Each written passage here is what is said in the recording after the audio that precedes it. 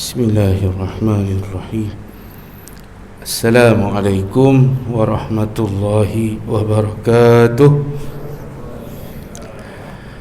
Alhamdulillahi rabbil alamin, wal aqibatu lil muttaqin, wala udwana illa 'alal zalimin. Wassalatu wassalam على المبعوث رحمة للعالمين سيدنا وحبيبنا وشفيعنا وزخرنا ومولانا محمد الأمين وعلى آله وصحبه ومن دعا بدعوته إلى يوم الدين. أما بعد، فيا أيها المسلمون ويا أيتها المسلمات، ittaqullah faqad fazal muttaqun. Kaum muslimin, muslimat, mukminin, mukminat, para jemaah Masjid Al-Mu'minun USJ 2 yang dikasihi lagi disayangi kerana Allah Subhanahu Wa Taala. Alhamdulillah, kita bersyukur kepada Allah. Pada malam ini kita dapat bertemu sekali lagi dalam kuliah maghrib kita. Mudah-mudahan Allah Subhanahu Wa Taala memberikan kita tambahan hidayah dan taufiqnya, mengganjarkan kita dengan ganjaran pahala yang sebanyaknya, mengampunkan dosa-dosa kita, mengangkat derajat kita, mengangkat mudarat wabak dengan segera daripada menimpa kita, dan Allah Subhanahu Wa Taala beri kita keafiatan, keselamatan, kesihatan yang berterusan, yang sempurna untuk diri kita, agama kita, dunia kita dan akhirat kita, insya-Allah. Muslimin dan muslimat rahimakumullah, insya-Allah terus kita dengan pengajian kitab kita malam ni, Nasihat Agama, Wasiat Iman, sampai kita kepada bab wilayah dan hak, kekuasaan dan hak, dan kita sampai kepada bab berbuat baik kepada ibu bapa dan silaturahim.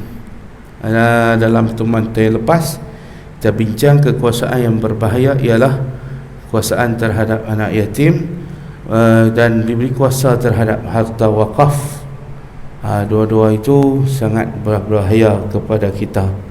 Jadi kita tuan-tuan, hari ini lepas pada bab tu kita masuk pula tajuk baru, iaitu tentang hak kita dengan ibu bapa kita.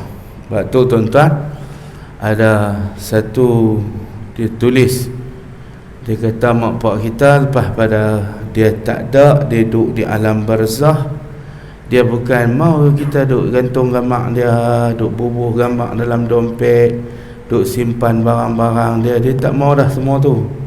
Tapi kita duduk ingat benda tu, kita sayang kat dia, akan dapat apa-apa kat dia. Tak ada apa, dia harap doa, dia harap kita soleh, buat amal soleh, dia pun dapat sama. Kita buat sebab kita ni bekas dia, saki-baki tinggalan dia. Dan kita ni, dia nak daripada kita pada sedekah atas nama dia, berbuat wakaf atas nama dia. Tu ya.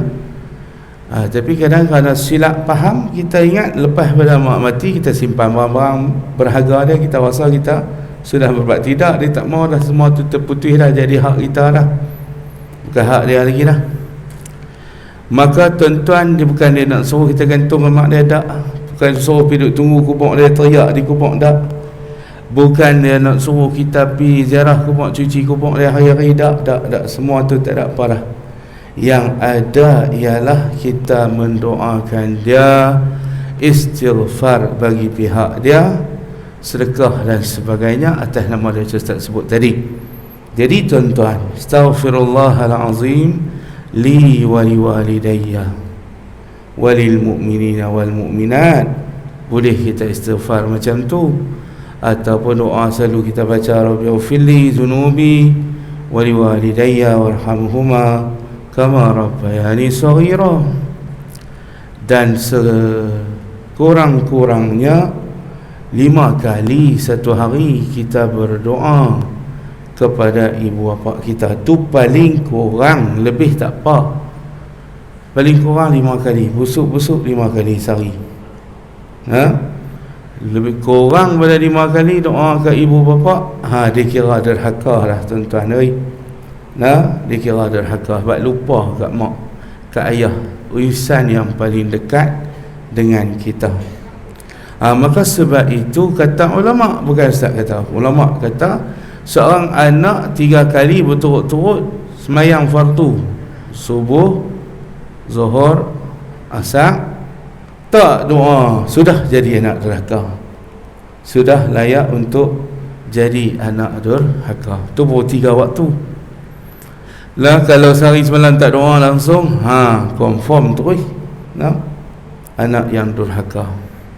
Sebulan tak sahabat durhaka kuasa 30 lebih kalau boy tuan-tuan. Maka tuan-tuan yang dirahmati Allah sekalian, jangan kita lupa dalam sehari semalam. Ambil di mana kata 5 kali? Ambil daripada firman Allah, surah Luqman. Surah Luqman, anishkurli waliwalidayka ilayyal masir. Bersyukurlah kepadaku dan kepada 2 ibu bapakmu. Tu dia, Allah perintah kita bersyukurlah kepada dia dan kepada 2 ibu bapakmu. Waliwalidayka ilayyal masir, padamu kamu akan kembali. Maka tuan-tuan, 5 kali kita kurang-kurang bersyukur pada Allah, 5 kali sehari semalam fardu semayang. Jadi ulama kata fardu sekurang-kurangnya 5 kali juga kita berdoa, sekurang-kurangnya nak syukur kepada ibu bapa. Sebab Allah kata bersyukur kepadaku dan kepada 2 ibu bapakmu. Jadi tuan-tuan, perempuan sekalian, jangan tinggal doa ibu bapa ini tiap-tiap kali lepas semayang, pasal dia ada connection dengan dalil daripada Quran. Bukan sikit kecil anak punya cerita. Cerita dia kena doa kat depan ni, dan Allah perintah wa qur rabbirhamhuma kama rabbayani saghira, dan berkatalah kepada mereka berdua, wahai Tuhan kami, irhamhuma, tolong kesian belah kepada mereka berdua, kama rabbayani saghira, sebagaimana mereka kesian belah waktu kami kecil. Bagaimana kamu di mereka membela kami, mengasuh kami di waktu kami kecil. Tu perintah Allah. Bukan saja dia suruh kita buat baik, bukan saja dia suruh kita berbakti, bukan saja dia suruh kita berkhidmat kepada 2 ibu bapa, tapi dia juga suruh kita berdoa, kerana dalam doa itu dikira sudah berkhidmat. Dalam doa itu sudah dikira kita berkhidmat. Sebab tu dia kata, seorang ulama Azhar dia kata, perbanyakkan doa kepada 2 ibu bapa, kerana doa ibu bapa itu menggabung 3 perkara: istighfar, bakti kepada ibu bapa, dan doa kepada ibu bapa. 3 sekali. Istighfar untuk diri kita, untuk ibu bapa kita. Kemudian di dalam tu ada di sana bakti, dikira kita sudah berkhidmat, berbakti kepada mereka. Dan yang ketiga, berdoa kepada mereka. Kita berdoa itu kita dah dapat 3 benda tu. Jadi tuan-tuan yang hidup pun sama, doa juga. Kata doa ibu bapa ni bukan kata ibu bapa yang mati ya. Yang ada mak pak lagi pun doa, tak boleh tinggal. Tambahlah yang telah mak pak tak ada, lagi-lagilah tuan-tuan kena doa. Jadi tuan-tuan yang dirahmati Allah sekalian, boleh. Sebab tu kita bincang bab wakaf pada bulan lepas, termasuk kita boleh buat nama mereka, atas nama mereka. Kita beli sekaki 2 kaki tanah wakaf, atau yang dibuka di ma'atafiz ke, surau masjid ke. Kita kata 2 kaki untuk makku, 2 kaki untuk pakku. Kerana Allah Ta'ala boleh tuan-tuan, tak ada masalah. Nanti kita akan tengok tuan-tuan, lepas pada ni tajuk ni ada, kita duk ingat sikit, ada berapa 7 ke 8 khidmat kita selepas mak pak kita tak ada. kita boleh buat. Kita duk ingat sikit ya kan, dan 8 ke 7 macam tu. Lepas bila mak pak tak ada, kita boleh berbakti lagi. Yang tu nanti kita sentuh insya-Allah dalam pertemuan kita akan datang. Hari ni kita nak habis yang ni dulu. Dia pesan kepada kita dalam tajuk ini, tuan-tuan, kita baca teks Arab dia sikit. Birrul walidain wasilatul arham, berbuat baik, berbakti pada dua ibu bapa dan bersilaturahim. Dua sekali. Artinya di sini kena buat baik dengan mak pak kita, kena buat baik dengan adik-beradik kita yang seperut, sebapa, seibu. Yang tu utama. Feel yang tu tak bau syurga. Bukan kata dengan mak pak durhaka, adik-beradik berkelahi tak bertengok siapa, tu pun Allah Ta'ala tengok. Nabi kata tak masuk syurga orang yang putus silaturahim. Artinya hubungan rahim dengan mak dia dengan adik-beradik tu, dia main satu perut tu, satu rahim mak yang sama. Tiba-tiba boleh berkelahi. Allah, mak leceh semua. Ketahuan punca. Abang tak tegur adik, adik tak tegur abang. Angah, alang, alung, Allah, bergaduh. Sampai tak bertegur siapa. Allah Ta'ala bagi ancaman, Rasulullah bagi ancaman, tak bau syurga, tak masuk syurga siapa yang putus silaturahim. Rahim yang utama ialah rahim yang mai daripada seperut, seibu, sebapa. Yang tu kena jaga dulu. Jadi duk pi langkah, pi jaga hak lain dulu, lepas tu hak lain pi duk langkau, dia panggil langkau, lompat. Jadi tuan-tuan mesti lompat lah, dia pun lompat, lompat dan langkau sehingga meninggalkan adik-beradik sendiri. Baik. Kemudian tuan-tuan, dalam hadis dia umai ke kita, sebelum umai hadis dia umai kepada kita ayat-ayat Quran yang Ustaz dah cerita tadi, suratul Isra ayat 70, ayat 23 hingga 24. Wa qadha rabbuka alla ta'budu illa iyyah wa bil walidaini ihsana imma yablughanna 'indakal kibara ahaduhuma aw kilahuma fala taqul lahumā uffin wa la tanharhumā wa qul lahumā qawlan karīmā wahfidh lahumā janāha adh-dhulli minar rahmah wa qur rabbirhamhumā kamā rabbayani shaghīrā. Ni tuan-tuan, ayat ni detail. Dia bagi tahu kat kita, pertama, jangan sembah melainkan Allah, jangan syirik Allah, sembah hanya kepada Allah. Itu dia telah putuskan, perintahkan, gazetkan. Nombor 2, dengan ibu bapa berbuat baik, berbuat ihsan. Ihsan ni tuan-tuan, bukan kata orang tengok saja, tak nampak pun kita buat baik, nanti depan orang buat baik dengan mak ayah, belakang dia lawan mak ayah. Tu tak, tu tidak sampai ihsan. Ihsan ni depan belakang orang tak ada masalah, dia merasa Allah melihat. Ta'budallah ka'annaka tarahu. Mana berbuat baik kepada mak pak tu seolah-olah Allah tengok kita. Mana buat baik sungguh-sungguh, belakang orang ke, depan orang ke, tepi orang ke, tengah orang ke, tetap buat baik. Tu dia suruh buat tahap ihsan, bukan tahap biasa. Tahap buat baik ibu bapa macam Allah Ta'ala tengok kita, rasa macam Allah duk tengok kita tu.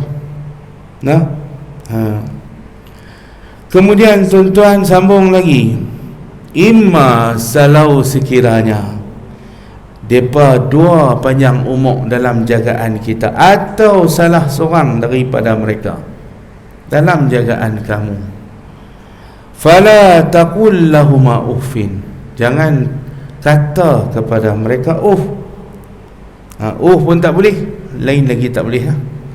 Wala tanharhuma, jangan jerkah dan tengking mereka berdua. Wa qul lahuma, berkatalah kepada mereka berdua, qaulan karima, kata-kata yang mulia, bukan kata-kata yang kata apa? Sama, tapi kata-kata yang mulia. Cakap sama ni apa nama kita kata? Dia cakap kita balas dengan cakap macam tu pun dikira kurang dah. Wajar dah. Kena balas lebih mulia daripada apa yang dia cakap dengan kita. Tu perintah Allah tuan-tuan. Karima, qaulan karima, bukan qaulan biasa, kata-kata yang mulia. Ini tuan-tuan, hak ni yang kadang-kadang menjerumui manusia ke dalam neraka. Sebab tu ada hadis Nabi kata, mak pak kamu tu ima dia jadi kunci syurga atau ima dia jadi kunci neraka. Wahfidh lahuma janahadzulli. Allah tak berhenti lagi, Allah hurai lagi ni perintah dia ni. Ini semua perintah ni. Rendahkanlah sayapmu, wa imma kamu siapapun, Perdana Menteri ke, jawatan tinggi ke, ketua pengarah ke, profesor ke, doktor ke, apa ke, depan mereka berdua tak usah tunjuk act, tak usah tunjuk belagak, tak ada siapa dia, tiada dirimu tanpa mereka. Tak usah dari pangkat darjat yang hang dapat tu pun kerana mereka dua. Nah, jangan tuan-tuan, dia perintah waqfid lahuma janahadzulli. Dia perintah kita serendahkan sayap kita, bukan ada sayap. Makna duduk depan mereka jangan belagak hebat, belagak tinggi depan mereka. Tak boleh, kita kena merendah, berasa hina di depan mereka berdua. Bagaimana rasa kita mulia daripada mereka. Walau kita ulama, walau kita apa nama pembesar, penguasa, YB dan sebagainya, tak boleh belagak di depan ibu bapa. Kena merendah diri depan ibu bapa. Lepas pada tu perintah lagi dengan penuh kasih sayang, merendah diri dengan penuh kasih sayang. Minaz-zulli, janahaz-zulli minar rahmah. Merendahkan diri dengan sepenuh kasih sayang. Wa qur rabbirhamhuma, Allah perintah lagi, dan katakanlah, doakanlah mereka berdua, rabbirhamhuma, wahai Tuhanku, rahmatilah mereka berdua sebagaimana mereka menyayangi kami, menyayangiku di waktu aku kecil. Itu tuan-tuan, surah Al-Isra 23-24. Ismail Hashim pun duk buat lagu tuan-tuan ni, almarhum, buat lagu Wa Qadha ni sedap tuan-tuan. Cuba buka tengok, dengar dia baca. Maka tuan-tuan buat lagu dalam Taranum itu kita boleh hafal. Dia pun ambil lagu-lagu yang ayat-ayat yang kena dengan kita semua, itu tentang ibu bapa. Wa qala ta'ala wa'budullaha wa la tusyriku bihi syai'a. Surah An-Nisa ayat 36. Beribadatlah kepada Allah, jangan syirikkannya dengan suatu apapun.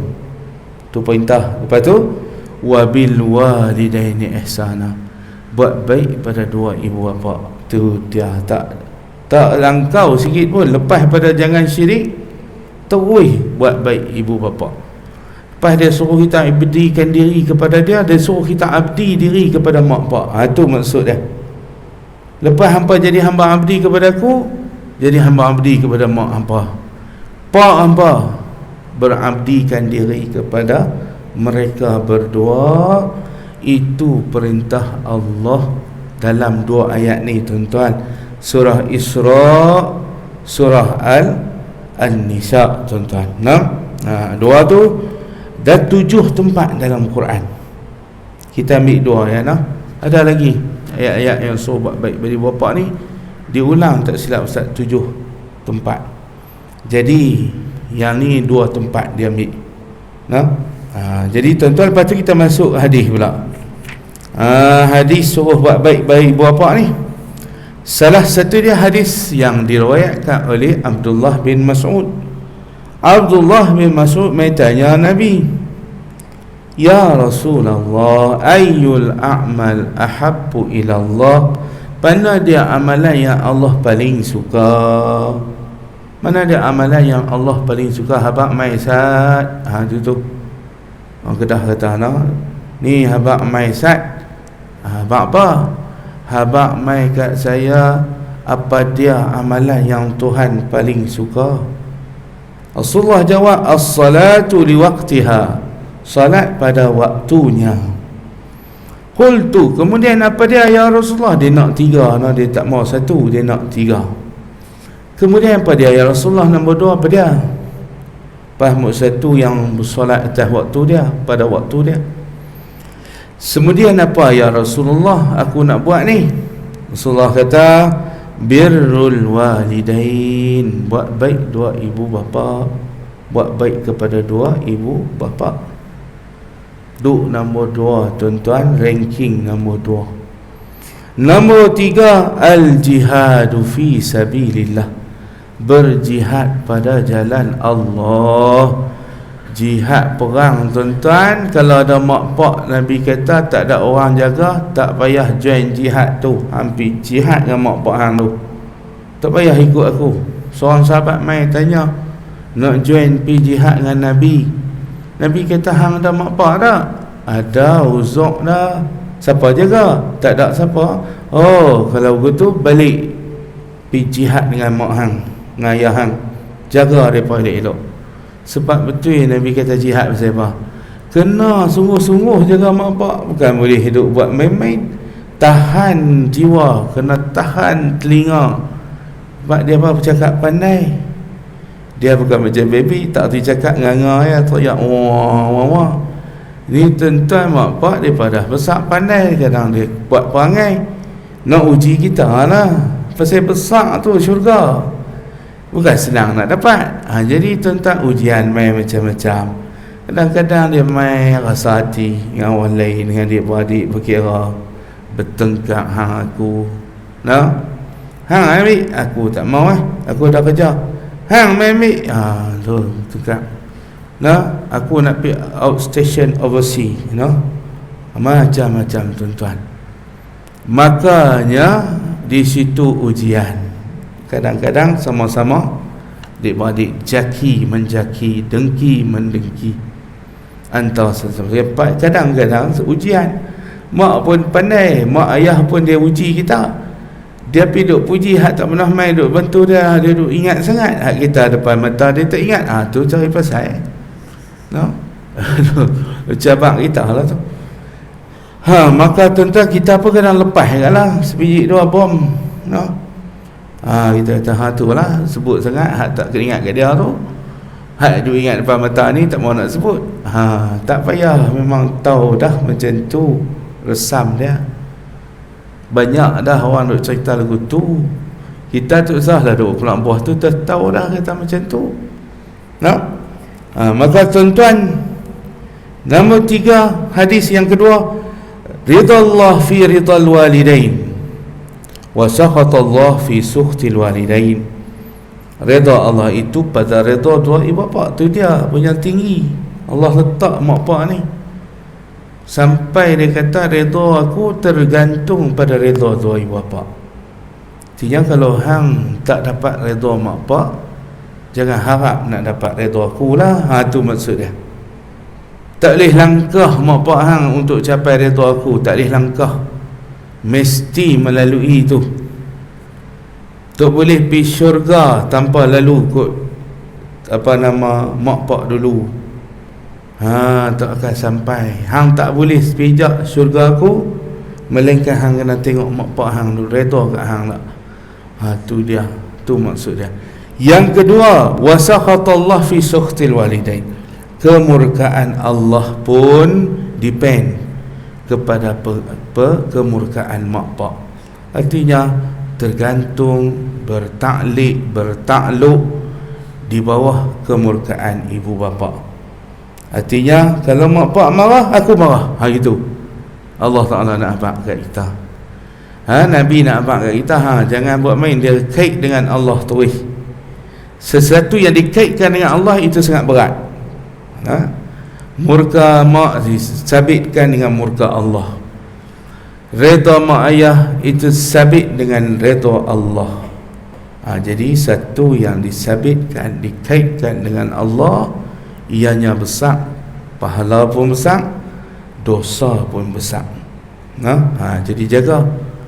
Bila Nabi ataupun Allah dalam Quran, kita tuan-tuan nak cam satu benda tu berat ataupun ringan, kita tengok. Kalau Allah kaitkan dengan diri dia, Nabi pun kaitkan benda tu dengan Allah, makna benda tu sangat-sangat berat. Sangat-sangat berat dan penting, tak boleh lepas pandang. Jadi ni tuan-tuan, Nabi kaitkan dengan redha Allah dengan redha dua ibu bapa, dan Nabi kaitkan redha Allah, marah Allah dengan marah dua ibu bapa.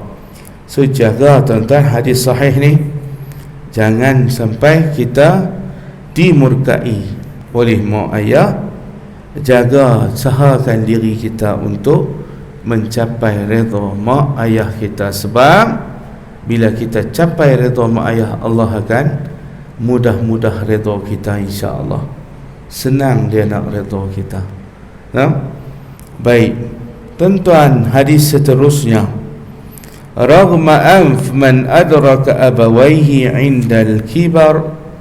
indal kibaru ahaduhuma aw kilahuma falam yudkhilahul jannah.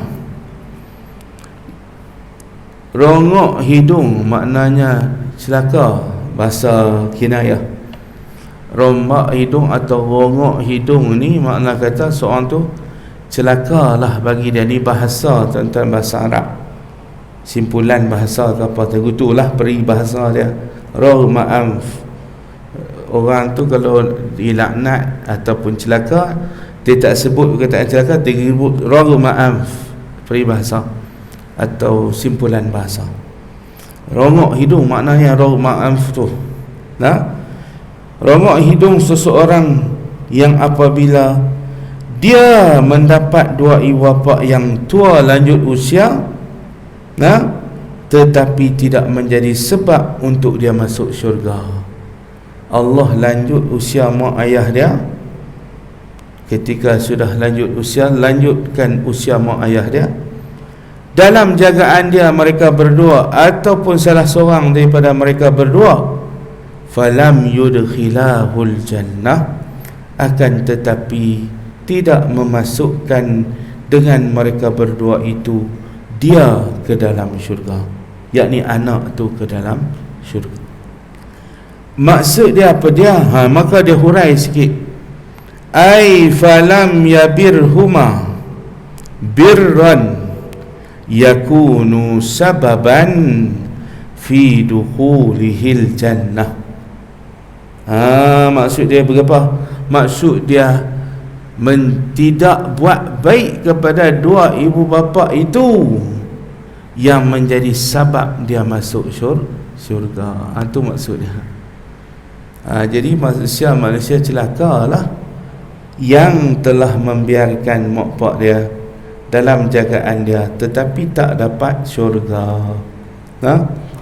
Patut hang dapat syurga, tapi kerana tak ambil peluang tu dengan baik, maka tak dapat syurga. Itu seorang yang celaka, Nabi kata. Baik tuan-tuan, hadis lagi, birru aba'akum yabirrukum abna'ukum. Buat baik pada dua ibu bapa, anak-anakmu akan buat baik kepadamu. Wa'ifu 'anil nisa'in nas ta'ifu nisa'ikum. Kamu menjaga, artinya kehormatan wanita-wanita lain, wanita-wanitamu pun akan dijaga. Jadi maknanya dua-dua sekali Nabi sebut dalam hadis ni, kait antara mak pak dengan anak bini kita. kamu jaga tak kacau anak bini orang, orang pun tak kacau anak bini kamu. Tu maksudnya. Senang faham lagu tu, no? Jadi dua dalam satu hadis riwayat Imam Tabrani. Jadi dalam hadis ni dia macam timbal balas, hang buat baik dengan mak pak hang, anak-anak hang esok buat baik kat hang. Tapi kalau hang duk derhaka kat mak pak hang, esok anak-anak hang pun derhaka kepada mak. Tak dengar cakap, tak dengar kata, nah, pasal apa ni? Rupanya kita dulu duk lawan mak pak juga. Itu maknanya kita ni tak kira peringkat mana pun, tok kita, mak kita, apa tu anak-anak kita, dia tanduk lembu pergi ke depan, dia bukan pergi ke belakang. Artinya kita kalau buat baik, Allah Ta'ala akan bagi ke kita anak-anak yang baik dengan kita pula. Tu hadis Nabi. Jadi bermakna kita jaga dengan niat, insya-Allah Allah pula bagi kat kita anak-anak yang soleh. Kita jadi anak soleh, anak-anak kita pun jadi anak yang soleh dan solehah, insya-Allah, no? Kemudian tuan-tuan, sambung lagi sikit.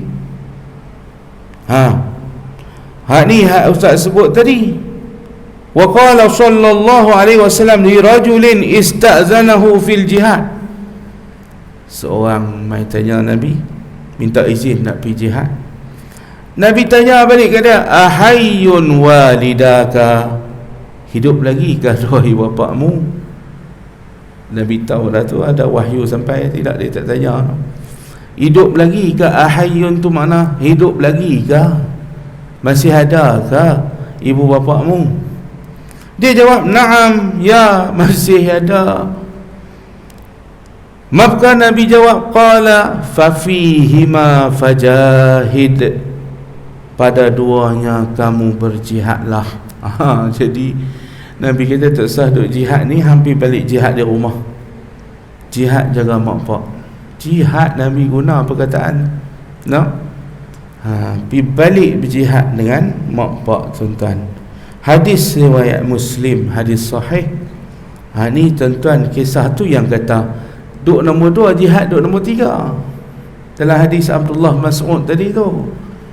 Jadi bermakna dia duk nombor 2 lepas pada solat pada waktu, no? Kemudian tuan-tuan yang dirahmati Allah, tanya lagi tentang seorang mai tanya Nabi. Wa sa'alahu alaihi salatu wassalam rajulun faqala ma haqqul walidaini ala waladihima. Seorang lagi tanya Nabi, apa hak ayah ibu atas anak? Ini anak kena buat apa kat mak pak dia? Apa hak mak bapak atas anak ni yang anak kena tunaikan pada mak pak? Nabi jawab kat dia, faqala huma jannatuka wa naruka, mereka berdua itu syurgamu ataupun nerakamu. Tu dia hak dia. Jawab pendek tapi jenuh syarah, tuan-tuan. Jawami'il kalim Allah bagi kat Nabi. Nak cerita panjang-panjang payah, Nabi kata aku tak mau cakap banyak, aku nak abang satu ya. Depa dua tu syurgamu atau nerakamu. Tu hang fikir tengok. Hang balik fikir tengok. Hang balik pergi duk tak dari tangan atas diri, hang fikir dan renung tengok apa aku kata ni. Maka sahabat Nabi cerdik sikit, dia balik fikir, oi besarnya hak depa yang kita kena tunaikan. Ni kata bab hak dan juga kekuasaan ni, kita nak bincang hak-hak dulu. Hak kita kena tunaikan ibu bapa. Sekali dia main pula hak yang kita kena tunaikan anak-anak pula. Bapa mak bapak kena tunai kepada anak-anak. Baik. Tuan-tuan yang dirahmati Allah sekalian, satu lagi hadis, banyak hadis bab ibu bapa ni, tuan-tuan. Annal birral walidain afdalu minal haji wal umrah wal jihad fi sabilillah. Ni tuan-tuan satu hadis riwayat Imam Nasa'i berbuat baik pada dua ibu bapa itu lebih afdal daripada haji, daripada umrah, daripada jihad fi sabilillah. Tu dia.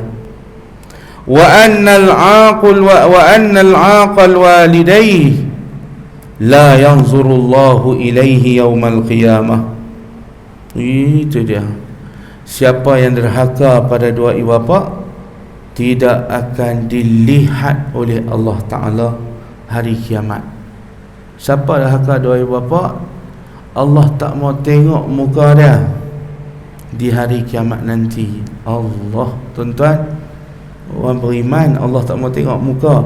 Cek pasal apa? Aku beriman, takkan tak mau tengok muka aku? Wahai Allah, layan, tak mau tengok muka, tak mau dialog pun tak mau. Tuan-tuan, Ustaz baca hadis tentang dialog Allah dengan orang-orang beriman di hari kiamat. Maknanya bila dia mau dialog dengan kita tu pun satu kemuliaan dah tu. Ada yang dia tak mau. Ni satu-satunya, tuan-tuan, kita baca hadis ni, orang yang Tuhan tak mau tengok muka. Siapa dia? Penderhaka ibu bapa. La yanzurullahu ilaihi yaumal qiyamah. Allah tak mau tengok muka dia di hari kiamat nanti. Syuh dia halau. Jangan duk tunjuk muka tang ni. Jangan duk tunjuk muka di sini, tuan-tuan. Dulu tuan-tuan kami mengaji di Mesir dulu, pensyarah macam-macam, mai lewat dia tutup pintu, tuan-tuan. Dia halau balik barah, telak barah. Balik tutup pintu. Tawan tolak dengan anak murid pula. Lawan tolak, tak bagi masuk suruh keluar. Siapa? Pasal lambat tak bagi masuk lah. Tu. Ni tuan-tuan, Allah Ta'ala tutup pintu, tak mau tengok muka. Pasal apa hang derhaka kat ibu bapa hang? Dia kata, aku tak mau tengok muka. Dalam riwayat yang lain, Imam Tabrani, wa annahu lam yurih raihatal jannah, tidak akan bau-bauan syurga. Lagi dahsyat, bau pun tak boleh, apatah lagi masuk. Derhaka ibu bapa, tak bau-bauan syurga, tak bau-bauan syurga. Tuan-tuan, hadis riwayat Tabrani yang tu. Hadis Nasa'i dia kata Allah tak tengok muka mereka di hari kiamat.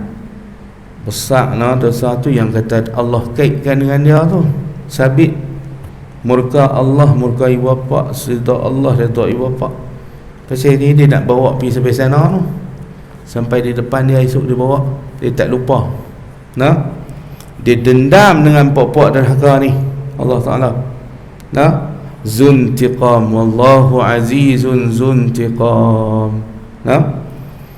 Wabil jumlah. Jadi kesimpulan dia apa yang kita mengaji pada hari ini, fa haqqul walidaini a'zamul huquq ba'da haqqullahi wa haqqar rusulih.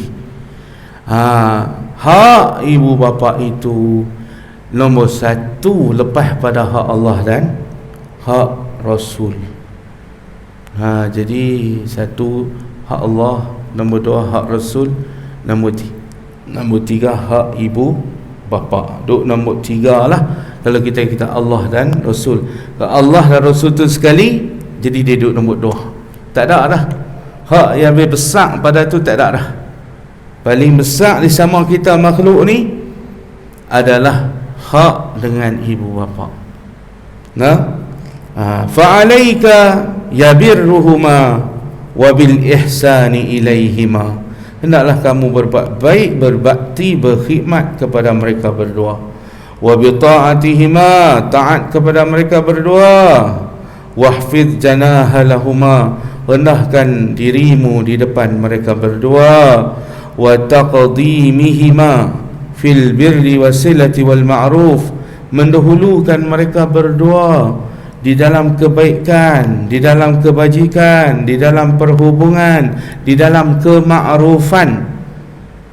Tu dahulukan mereka berdua dalam benda-benda yang makruf, benda yang baik, benda yang kebajikan, benda yang perhubungan. Kena jaga hubungan dengan mereka tu nombor satu.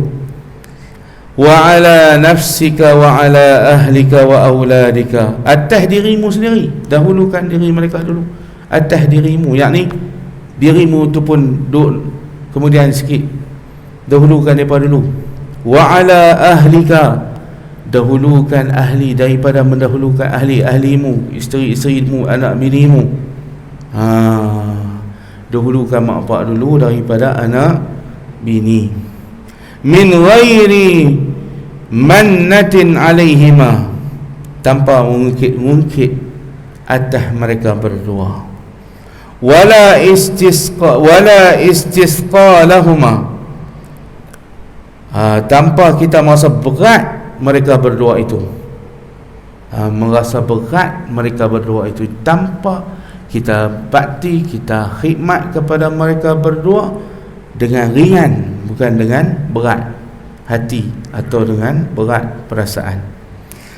Kemudian ditambah di sini, wa'udda hajatihima ilaika, tunaikan hajat mereka berdua, masukkan mereka dalam keperluan-keperluan mereka, tunaikan dahulu. Warubatihima, dan segala keinginan mereka cuba capaikan, cuba sempurnakan hajat mereka, keinginan mereka. Fi birrika wa khidmatika iyahuma, di dalam kebaikan dan juga khidmatmu kepada mereka berdua. Dan ingat bahwasanya ia termasuk di dalam anugerah Allah. Jadi kita kena ingat, kita buat baik kat mereka, khidmat mereka, bakti kepada mereka, itu adalah daripada anugerah Allah, hadiah Allah kepada kita. Jadi sekadar itu tuan-tuan, habis tajuk ni. Wassalamualaikum warahmatullahi wabarakatuh.